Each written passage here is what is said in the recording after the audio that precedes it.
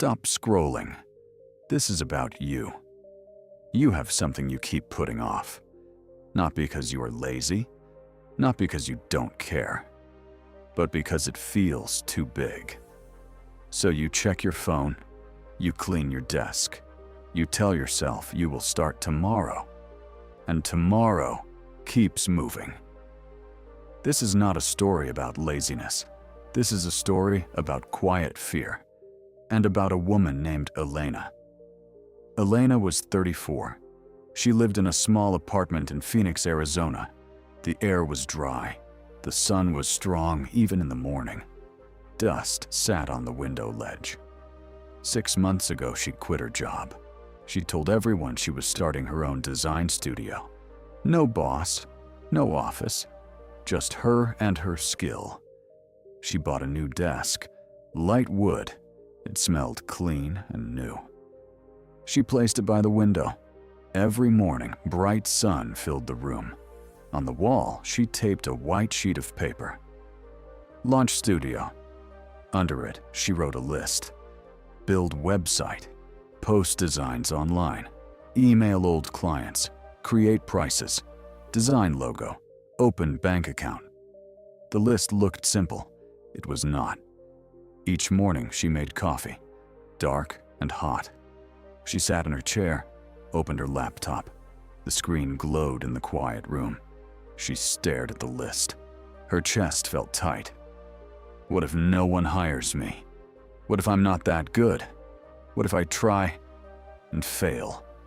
So she opened her email, replied to small things, watched videos about how to grow fast. Hours passed. The coffee turned cold. The sun moved across the floor. By night, she felt tired. But nothing real was done. Weeks passed. Her savings got smaller. One afternoon, her neighbor knocked. Mr. Harris, gray hair, slow steps.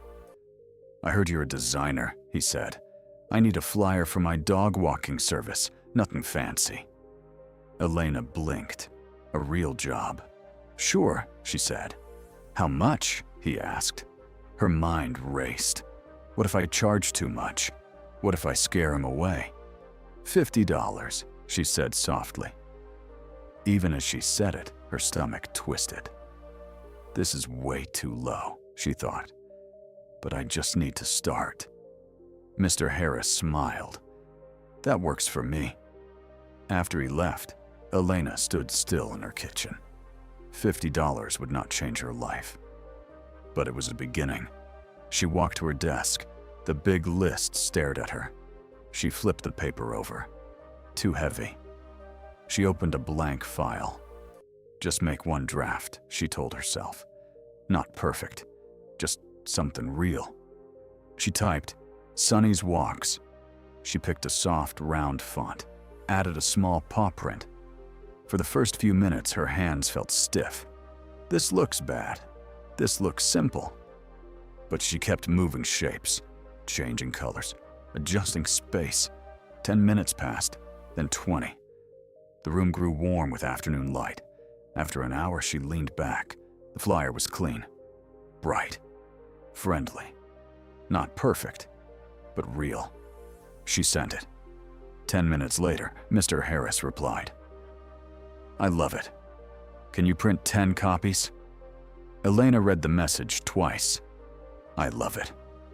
Something inside her shifted.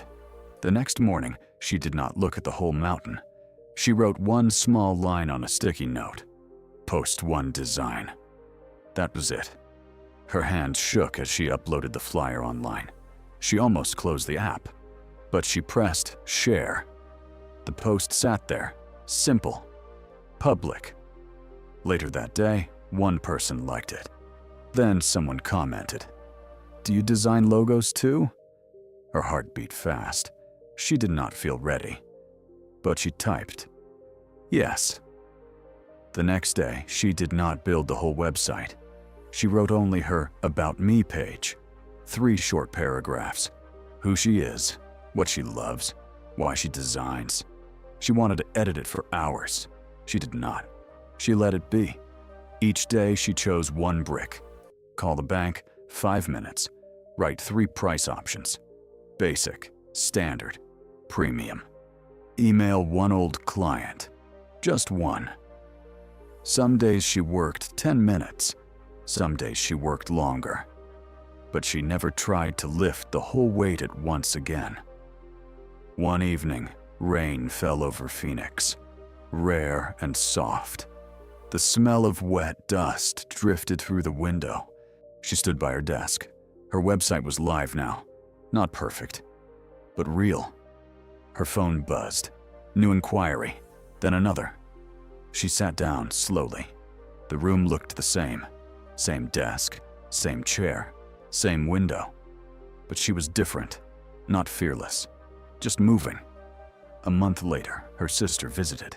They sat at the kitchen table. Cold iced tea in tall glasses. "So," her sister smiled. "How's the studio going?" Elena looked toward her desk. Sticky notes, small check marks, real work. "It's growing," she said. And this time it was true. That night, alone, she sat in the quiet. Cars moved softly outside. The ceiling fan hummed. She thought about the weeks she spent waiting to feel confident, waiting to feel ready. She understands something now. Confidence did not come first. Action did. A $50 flyer, 1 post, 1 email, 1 page, small steps, tiny proof. And each small proof made the next step easier. If you are still scrolling, if the thing in front of you feels too big, do not wait to feel brave. Move 1 small piece. You don't need confidence to start. You need to start to find confidence.